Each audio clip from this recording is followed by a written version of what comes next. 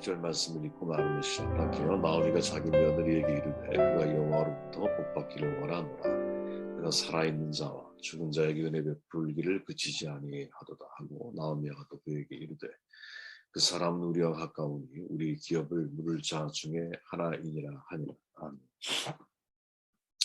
하나님의 섭리를 봐야 한다라는 제목이고요.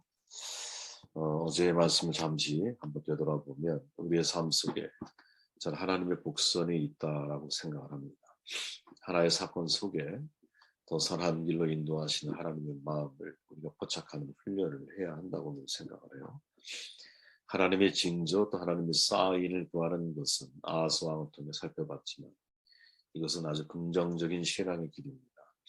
나아가 그 사인을 알아보는 영적인 안목을 길러야겠죠. 우리 인생도 마찬가지예요, 여러분.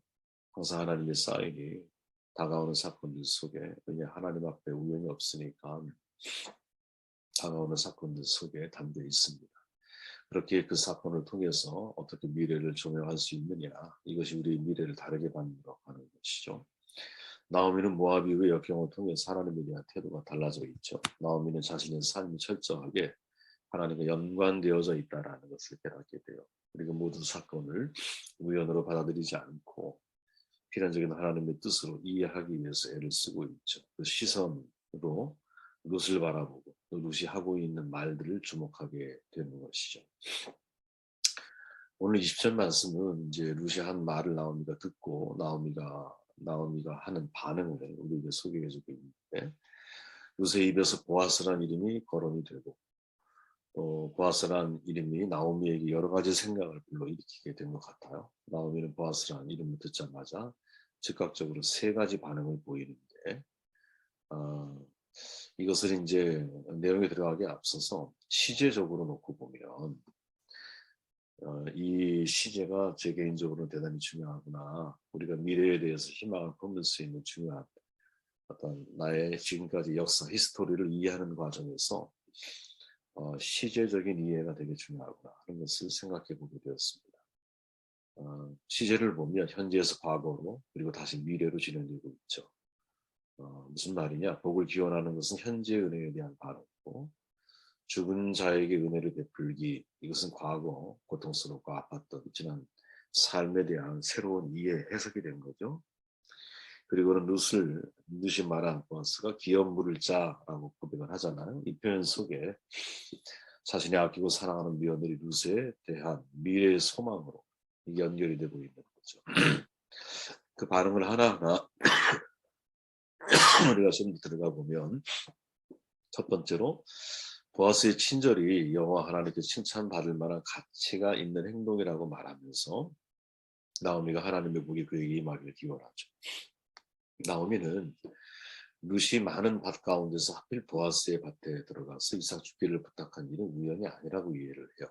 하나님의 인도에 따른 것임을 감지하고 자신의 기구한 삶의 배후에 하나님이 역사하고 계신 것처럼 룻이 이삭 죽기 작업에서 하나님이 개입하고 계셨음을 분명히 깨닫고 룻이 말하고 있는 보아스에 대해서 복을 기원해주고 있는 거죠. 나오미가 많은 것을 잃고도 다시 회복에 여러분 성공할 수 있는 근본적인 이유가 있다면 저는 처음에는 조금 좀 미흡하고 좀 우둔했지만 시간이 지나면서 영적인 시각이 더 정교해진다는 거죠. 저는 저와 여러분이 이런 사람이 되었으면 좋겠어요. 육신은 쇠하여 가지만 마지막 순간까지 영적인 총기가 사라지지 않고 마지막 순간까지 마치 이제 그 안나 선지자처럼 과부가 된 이후에 성전을 떠나지 않는 삶을 살다가 메시아의 나심을 목격하는 삶을 살잖아요. 그죠? 우리의 영적인 총기가 나이가 들수록 더 예민해지면 얼마나 좋을까 이런 생각을 해보게 돼요. 나오미가 남편과 두 아들이 죽었을 때 1장 13절에서 말하죠. 여호와의 손이 나를 치셨다. 나는 너희로 말미암아 더욱 마음이 아프다. 이렇게 고백을 하죠. 그때도 여러분 여호와의 손을 보는 눈이 있었어요. 하나님의 심판으로 이해를 했지만 어쨌든 그것이 하나님의 손길이었다라는 것을 이해를 하고 있다라는 거죠. 그리고 그 눈은 점점 더 예민해지고 있죠. 나오미는 모든 역사 배후에 하나님의 손이 작동하고 있다라는 것을 감지를 하고 있다라는 거예요. 여러분 역사의 배후의 큰 손은 하나님이십니다. 저는 여러분 딥스테이트라고 들어보셨는지 모르겠어요. 그림자 정부라고 그러잖아요. 보통 이제 이 세상을 움직이는 큰 손들이 따로 있다라고 하는 거죠. 그런데 그 이야기에 제가 심취해서 정말 많은 다양한 책을 읽으면서 마음이 한참 우울할 때가 있었어요. 야, 그래, 그림자 정부 또 다른 보이지 않는 손이 세상을 움직이는 거라면 하나님의 손은 뭐 하고 계시는 거지? 그리고 세상을 보면 그들이 움직이고 또 그들이 행동하는 것이 고스란히 눈에 선명하게 보이거든요. 하나님은 뭐 하고 계시는 거지? 여기에 대한 불안감이 있을 때가 있었어요. 그러다가 어느 순간 제가 내린 결론은 하나님은 그들조차도 당신의 뜻을 따라 이루어 가실 수 있는 분이다라는 것을 제가 받아들이게 됐죠. 오랜 진통이 있었습니다. 그것을 받아들이는 데까지. 하나님은 악한왕도 하나님의 섭리 속에서 다스려 가시잖아요. 우린 그걸 믿어야 되거든요. 눈으로 볼 때는 그림자 정부 딥스테이트가 세상을 지배하는 것처럼 보이지만 그것은 하나님이 그 모든 것들을 포함해서 당신의 역사를 이루어 가신다라는 것을 받아들여야 된다라는 거죠. 계시록에 보면 여러분 1장부터 3장까지는 교회에 대한 이야기잖아요. 교회라는 좁은 범주의 틀 속에서 다루어지는 내용이야. 근데 4장부터 6장까지는 여러분 이 틀이 바뀌어요. 프레임이. 어떻게 하나님과 우주라고 하는 더 큰 프레임으로 다루어. 그러면서 이것이 고난당한 성도들에게 보다 넓은 안목의 세계관을 심어주고 있거든요. 4장부터 6장까지가. 이 세계관의 인류 역사가 하나님의 선한 뜻과 섭리하심 속에서 움직이고 있다라는 생각을 우리에게 전달해주고 있는 거죠. 세계보다 더 큰 하나님의 뜻 속에서 이 세상을 움직이고 있다. 그러므로 그리스도인은 극한 시련 속에서도 좌절할 수 없다. 왜? 계시록을 쓰고 있는 그 시점이 교회의 핍박이 엄청나게 가중되고 있는 때였잖아요. 그죠? 그 극심한 시련 속에서 당신들이 믿음을 포기하지 않을 수 있는 것은 눈으로 볼 때 팍스 로마라고 한 엄청난 제국이 당신들을 지배하고 있는 것 같지만 아니야. 하나님이 그 배후 속에서 역사하고 계셔. 이런 역설적인 암시가 그 속에 담겨 있는 거죠. 이 섭리를 볼 수 있느냐. 신학적으로 섭리는 여러분 두 가지로 보통 이야기해요. 일반 섭리와 특별 섭리가 있다는 이야기예요. 일반 섭리는 뭐냐? 말 그대로 일반 계시적인 차원에서 받아들이면 되죠. 자연인 거예요, 자연. 자연계의 전반적인 하나님의 보편적인 하나님의 뜻과 계획이 자연을 통해 이루어지잖아요. 자연이란 말 자체가 natural이란 말 자체가 한자로는 스스로 있는 거잖아요. 자연은 스스로 존재하게 하는 작동 원리가 그 속에 심겨져 있죠. 하나님은 스스로 있는 분이시잖아요. 그죠? 여러분, 하나님이 스스로 있는 분이라는 것과 자연이라는 말이 같은 의미를 가지고 있다는 것을 주목해야 돼요. 하나님이 만드신 창조물의 원리가 스스로 있는 분의 스스로 있음을 담고 있다는 거지. 우연이라고 생각하시면 안 돼요, 여러분. 그리고 특별 섭리는 뭐냐? 당신이 선택하신 백성들에게 작용한다라. 그들에게는 하나님의 손길이 있다라는 거죠. 그 손길을 발견하고 느끼며 살아가는 사람들이 그리스도인이라. 여러분 이 말을 여러분들이 믿고 경험하셨으면 좋겠어요. 여러분 에스더에 보면 이런 말이 나오잖아요. 그날 밤에 왕이 잠이 오지 아니하므로 명령하여 역대기를 가져다가 쭉 나가요. 이렇게 하만이 유리인 말살 계획을 가지고 있다는 걸 모르드게가 알게 되고 또 하만 역시 모르드게를 죽일 계획을 막 세우잖아.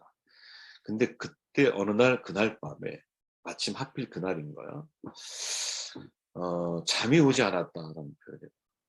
잠이 오지 않았다라는 표현을 히브리 원어로 보면 하나님이 흔들어 깨웠다 이런 뜻이에요. 되게 재밌는 표현이죠, 그죠? 여러분 잠이 오지 않을 때 하나님이 나를 흔들어 깨우는 것일 수 있어요. 무엇을 위해 깨우실까요? 그 질문을 가지고 잠이 안 올 때 시간을 여러분들이 사용할 수 있다면 특별 하나님의 섭리를 이해할 수 있는 중요한 기회를 여러분들이 갖게 될지도 모른다라는 생각을 해봅니다. 아무튼 이 왕은 그죠? 잠을 못 이뤘어. 잠을 못 이뤘어. 그래서 부탁한 게 뭐냐 신하들에게 야 책을 가져와. 근데 하필 그 중에 역사책을 가져오래. 여러분 역사책이 얼마나 많았겠어요. 그죠?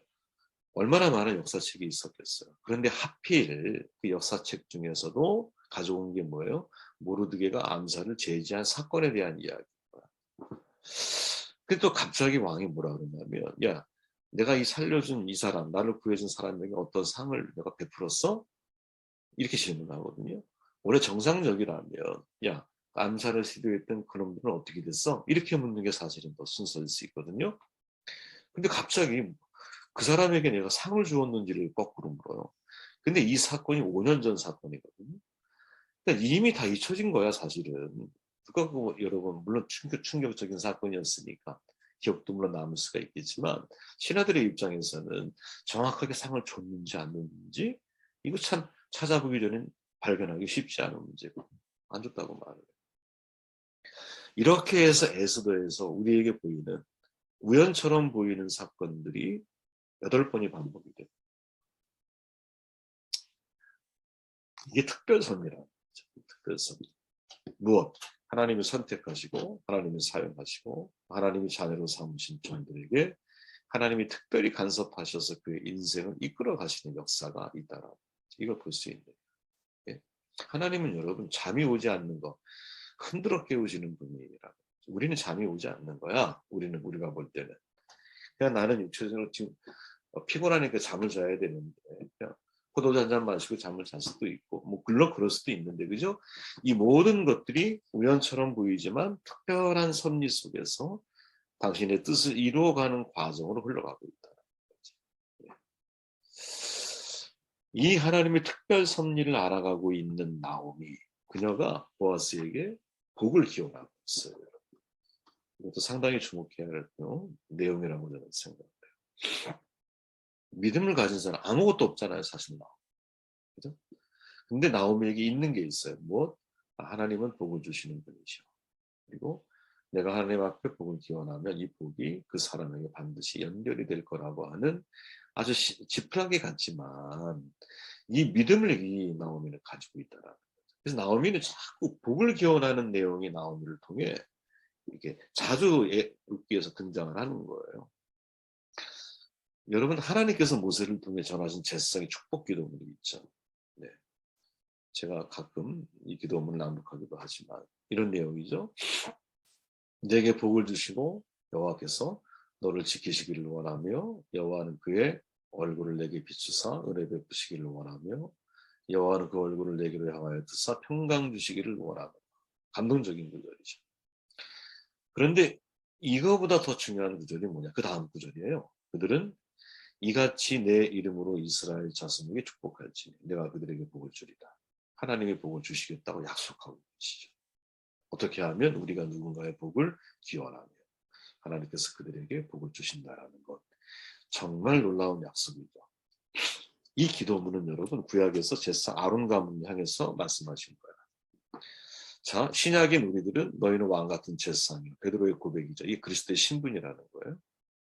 그러니까 내가 왕 같은 제사장임을 믿고 누군가를 위해 복을 기원하며 하나님이 그들에게 복을 주신다. 라는 믿음이 여러분들에게 있습니까? 이 믿음이 우리 모두의 믿음이 되기를 저는 기대합니다. 우리 왕 같은 제사장이라고 선언을 해버렸잖아요. 예수님의 사도였던 베드로가. 근데 제사장이 복을 기원하면 야 내가 그들에게 복을 주리라 약속하셨잖아요. 하나님 약속의 하나님이잖아요. 조금 더 깊이 들어가 보면 복, 지키심, 비추심, 은혜 주심, 평강 주심 이게 복의 내용이야 지금. 근데 마지막 결론은 뭐라고 말씀하시냐면 그들에게 복을 주리라. 처음에 말하잖아요. 여호와는 내게 복을 주시고 할 때 이 복과 마지막 이 복이 같은 의미인 거야. 그러면 가운데 끼어 있는 내용들이 뭐냐? 그게 복의 내용이라는 거지. 그러니까 하나님이 우리에게 주시고자 하는 복과 우리가 기대하는 복이 일치될 때 사실상 인간은 행복한 거거든요. 그리고 진짜 복이 무엇인지를 알아가는 건데 기복신학이라는 게 뭐예요? 내가 하나님 앞에 받고자 하는 복이 있어. 근데 하나님은 나에게 주시려고 하는 복이 있어. 이게 일치돼야 서로가 은혜인 줄 알고 감사하고 기뻐하고 고마운 거 아니에요. 근데 이게 일치가 안 되면 사자와 소의 연애처럼 그죠? 사자는 맨날 동물 잡아다 주는 거고 소는 매일 풀 까다 주는 거야 사자에게. 이게 일치가 안 되면 서로 사랑의 언어가 소통이 안 되면 그럼 이건 복이라고 생각을 못 하잖아. 그럼 하나님이 주시려고 하는 복의 내용이 뭐냐? 그들을 지키시는 것, 그들을 인도하시는 것, 그들에게 은혜를 주시는 것, 그들에게 평강을 주시는 것. 여러분 이게 진짜 복이에요. 이게 복이에요. 이걸 한마디로 정리하면 임마누엘이죠. 그죠? 하나님이 우리를 함께 하셔서 지키시고 인도하시고 은혜 주시고 결국 평강한 삶을 살도록 우리를 이끌어 가시는. 근데 여러분 이게 지금 나오미의 인생의 과정이라는 것을 여러분 감지하셨습니까? 그죠? 나오미가 지금 이것을 알아가는 거죠. 아, 내가 남편 있고 두 아들을 잃었는데 하나님이 나를 지키셨구나. 하나님이 나를 다시 고향으로 인도해 주셨구나. 하나님이 나에게 하필 추수 때에 고향에 돌아오게 하셔서 내게 은혜를 주고 계시는구나.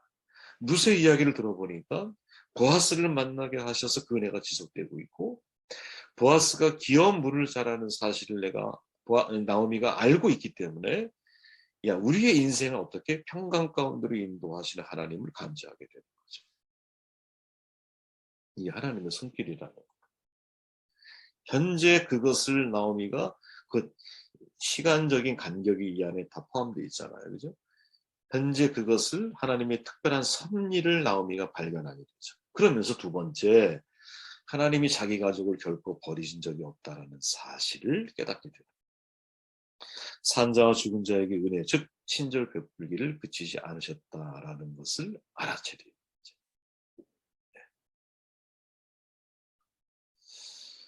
남편이 그 두 아들을 잃었을 때는 하나님이 나를 치셨다, 심판이다 이렇게 받아들였어요. 그런데 지금 나오미는 마음이 바뀌어 있어요. 어떻게? 하나님이 나를 버린 게 아니었어. 이 말이죠. 여호와의 나를 치셨다라고 표현할 때는, 그죠? 나를 고통스럽게 하셨다라고, 아주 쓴맛을 보게 하셨다라고 말할 때는 하나님이 나를 버리신 것 같은 어떤 그 마음이 담겨 있는 표현이거든요. 근데 이게 이제 세월이 지나고 고향에 돌아와서 이 짧은 순간에 진행되어지는 과정들을 나오미가 목격하면서 아, 하나님이 나를 죽은 자까지도 살피는 보아스의 모습을 보면서 보아스라고 하는 대상을 통해서 하나님이 나를 과거에도 버리신 적이 없구나 라는 것을 깨닫고 있는 것이죠. 여러분 살다 보면 세상에 내가 혼자 버려진 사람처럼 느껴질 때가 있거든요.